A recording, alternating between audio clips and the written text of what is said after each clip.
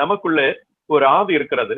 அது தேவ சாயலாக உண்டாக்கப்பட்டது. அது எப்போதும் ஆர்வம் உள்ளதாக, தேவனிடத்தில் நெருங்க ஒரு தாகம் உள்ளதாக இருக்கிறது. ஆனால் இந்த உடல் வலுவற்றது. எனவே சோதனைக்கு உட்படாது இருக்க விழித்திருந்து இறைவனிடம் வேண்டுங்கள் என்று ஆண்டவர் இயேசு சொல்லுகிறார். நிறைய பேர் இதை காரணம் காட்டி போய் படுத்துக் கொள்கிறார்கள். நான் பலவீனமாக இருக்கிறேன், ஆகையினாலே நான் ஜெபிக்கவில்லை. உடல் நலம் சரியில்லை, அதனால் ஜெபிக்கவில்லை.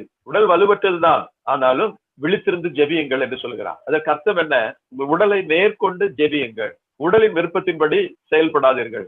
உடல் அப்படித்தான் சொல்லும். ஏனென்றால் தேவனுடைய காரியங்கள் எல்லாவற்றிற்குமே இந்த உடல் ஒத்துழைப்பதில்லை. தூய ஆவியானுடைய விருப்பம் உடலின் விருப்பத்திற்கு எதிராக இருக்கிறது. ரெண்டும் ஒன்றுக்கொன்று எதிராக இருக்கிறது.